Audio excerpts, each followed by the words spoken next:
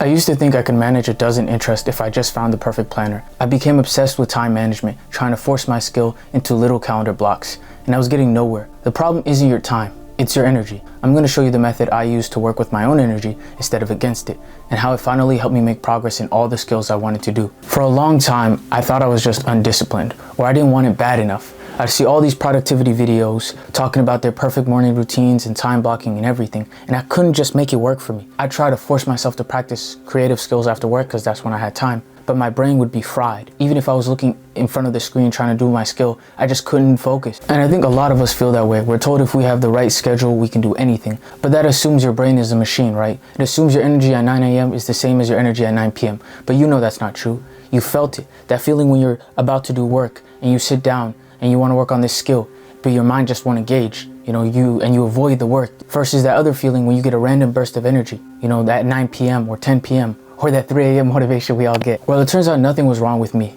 or you. We were just trying to solve the wrong problem. The single biggest shift for me is when I stopped trying to manage my time and I started respecting my energy. It sounds simple, but it changed everything for me because I stopped trying to force practice sessions when I was exhausted mentally or physically. I started protecting my golden hours, those times when my brain was actually on, it was alive, I was ready and focused and excited to do the skill. You don't have to be excited, but your brain is functioning.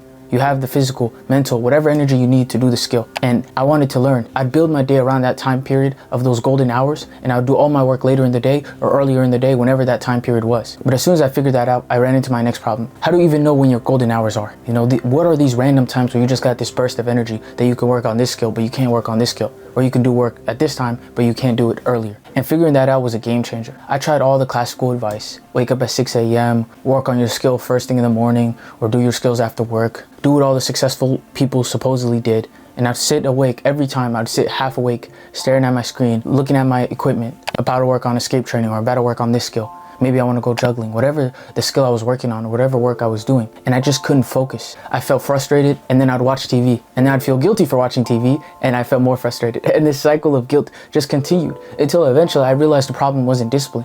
I was just trying to force myself into a schedule that didn't actually match how my brain worked. And that's why I started paying attention to my energy. Instead of fighting it, I went with it and I followed it. And the first big clue, came to me by accident. I remember one night I was just rewatching this show called Young Justice, goated by the way, and I randomly got inspired because of the show. And I was tired, and I remember thinking, man, I need to learn a new language. I need to stop putting off learning Spanish. And I told myself, I'll just do 10 minutes or 20, 30 minutes. Nothing crazy. And surprised, I got through the whole session of learning 10, 20, 30 minutes. And I'm thinking maybe it's a fluke. I'm like, oh, it was just a fluke. The show gave me the energy. And the next night, the same thing happened. And I don't think I watched the show the night before. I was just, going through the motions. And after work, I was like, let me do 10, 20 minutes. And it happened again. And it kind of clicked for me. Even though I have no creative energy later in the evening after work, I realized I have enough mental energy for language learning. I don't even fully know why. I know for some people it's not like that, but for me, it was like that. And once I figured that out, everything got easier because I found a time that actually worked for me, that I have the mental energy and the cognition to do the skill I want to learn. It turns out most productivity advice is written by 6 a.m. person for other 6 a.m. people.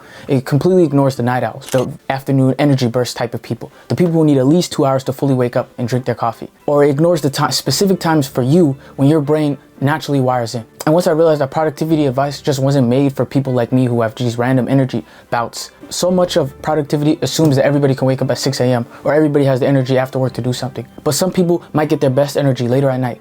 Some people might have this random 2 p.m., 5 p.m., whatever burst of energy you have. And once I realized that, I stopped trying to force myself into someone else's schedule or what schedule other people said is good. So the solution isn't finding the perfect schedule, it's paying attention to your energy instead of constantly fighting against it. For 1 week, just observe yourself. When do you naturally focus better? When do things feel easier? When do your brain actually want to lock in on the skills you want to learn? What time periods in the day do you have based on your family, your schedule, whatever things going on in your life that you can do this new skill, that you can learn a new skill? Don't try to force a routine yet. Just notice the patterns when you have all this energy. Because once you see them, you can stop building your life around someone else's productivity style and start building one that actually works for you and tailor-made towards you, because you know you best. But once you know when you work best, you gotta protect that time. This is the hardest part. It's easy to time block on your calendar. It's easy to say, I'm gonna do it at this time. But protecting your energy, that's a whole different game. Because life and the people in it will always try to steal your energy or try to steal your time. I used to think I could just rely on willpower. I'd set a time. Okay, 7 p.m., I'm gonna work on escape training. But then something small would come up. Family, oh, something, I have to fix something would always come up, and I end up breaking it every time. And I realized it wasn't about trying harder. It was just about changing how focused I am in that time period and protecting it. Instead of saying, how can I get more time? How do I protect the very few time I do have? Because we're all busy, you know, most of us are busy. So the very few hours you have to protect it. The biggest shift for me was 3 things: the ritual, the barrier, and communication. It's not about being rigid, it's just about being very intentional with the very few hours you have in the day. Or if you have a lot of hours, even in the hours that you want to work on a specific skill, it's about being intentional about that time. First is the ritual. This is your signal to your brain that it's time to lock in. And this was huge for me because I realized my energy was different for different skills. For example, for voice acting is one of those skills that fit late night, like I could do it 7, 8, 9. But if I wake up in the morning, 6 a.m., I can't do it. Can you imagine 6 in the morning, I'm really working on voices? Do you have any idea how hard it is to really, do you have any idea how hard it is to mess around with voices and work on voices when it's 6 in the morning? Like, I have no energy for that, no creative energy for that. And for me in the morning, I have energy for more focused, structured work. So I need something that flipped me into that mode. So my ritual to let me know to lock in is very simple. You know, I just put on like these blue light glasses, you know. They don't actually do anything magical, you know, but they help me lock in. You know, it's like some Clark Kent stuff. You know, he takes it off, but when I put it on, I swear I feel like that guy. It's like my secret identity, you know. When I put these on, it's time to focus, it's time to do work. It works for me. Like every time I put it on, I swear I focus and it works for me. But it doesn't have to be that for you, you know. It could be anything, you know. Maybe you play your favorite music, maybe having your coffee by your desk, or maybe, you know, having all your stuff organized. Whatever the thing is for you, find that ritual that tells you it's time to focus. Number 2 is the barrier. This is how you stop the world from getting in. You know, for me, that means putting my phone on silent mode, do not disturb, turning off the silence, throwing the phone in the other room. I don't even want it within sight. I want it completely out of my sight, because if it's there, it just, you know, it takes some of my attention away. Now I want my attention completely focused on the skill or whatever work I'm doing. So I put it in a different room. And third is communication. This is how you protect your time without being a recluse. I started being more upfront. I remember a friend I used to always go to the gym with later at night, and I realized at 7 p.m. I want to do escape training. I have time to, you know, do my skill. So I told him, I said, yo, I can't do this time anymore. And you know what he said? Yep, no problem. If people are really your friends, or if they love you or they're your family, they'll understand. And sometimes, and I've been guilty of this, we use other people as excuse. Oh, I don't have time because I have this time to not do the work. But we never actually communicate with these people of what we need them in the first place. If you want to tell your friend or family, hey, I can't do this time, or I need this time uninterrupted, or please, when I'm work at this time, just don't bother me. Communicate with people. Once I had those 3 things in place, it became way easier to lock in and actually do the work and actually have the energy to do the work. You know, I figured out when my energy for certain skills or certain things were. I just became a master of just understanding myself. And I had something to get me in the zone. I had something that blocked distractions, and I had the boundaries around my golden hours. And that helped me a lot. But even with those 3 things in place, there's still a trap a lot of people fall into. We build routines and we expect ourselves to follow them perfectly every single day. But what happens when you have a low energy day? What happens when life throws you a curveball and your whole plan falls apart? Because at that point, I realized something important. I realized that even with the perfect system, the trap that almost gets everybody is that bad day. You have 3-4 days, good days, that you're doing everything you're supposed to. And then you just have one bad day, one low energy morning. Maybe you didn't sleep enough, life gets in the way, something happens. But now you get super mad and frustrated and you throw the whole system away. You're like, woe is me, and you get in this pity party, right? And you feel all this anger and frustration because you thought, bro, I messed it up. And then you have another bad day because of the first bad day, whatever the case may be.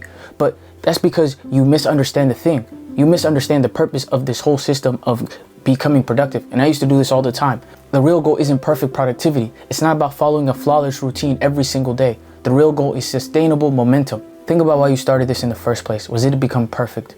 A robot who executes tasks flawlessly? Or is it the joy of actually getting better at something? The joy of looking back and see how far you've come with the skill. We put so much pressure on ourselves to be on, to always be focused. I used to feel really guilty when I would have rest days or days where I would have a frustrating day because of life or whatever. And I was chasing this impossible, perfect, productive person who doesn't exist. And honestly, learning to let go of that was the hardest part of this whole journey for me, because I thought, no, if I just crack it, I'll be perfect. We're not saying that, but we feel that. We feel like when we mess up, it's unforgivable. And having standards for yourself is good, but that doesn't serve you at all. So instead, have that sustainable momentum. But what is sustainable momentum? That just means that some days are meant for pushing hard. You know, some days you have more energy, and some days are for coasting. Not going backwards, but just, okay, today was a rough day, I'll get done what I can. We gotta stop thinking so binary. Like, oh, okay, you missed a day. because of life. So what? I didn't do my 30 minutes of skill work. Okay, can you review your notes? Can you do 5 minutes? Oh, I didn't get to have time today to practice Spanish or practice my language. Okay, can you do 10 minutes? Maybe watch the show in your target language. Any action is better than zero action. Any action is better than quitting because you felt guilty because plan wasn't perfect, because the one day out of those 7 days life happened to you, or you were frustrated, or the commute took longer than normal. Celebrate these small wins. Forgive yourself for having off days. It's about playing the long game with your energy and with the skills and things you want to do at life, not this short game of, did I do my to-do list? No, I didn't do my to-do list. Something's wrong with me. I'm a failure. You gotta let go of that. So if you take one thing from this entire video, let it be this. This week, just notice your energy. Don't change anything. Don't try to build the whole system. Just notice when you feel focused and when you feel drained. That's it. Because once you stop fighting your own energy and you build around it, you figure out when your golden hours are. You figure out when you're productive for certain skills and when you're not productive for other skills. Then you can finally start making progress on all the skills you want to learn, all the things you want to do without the burnout, because you understand yourself and you've mastered your own energy. As always, let me know if you got any questions, and until next time, heal out.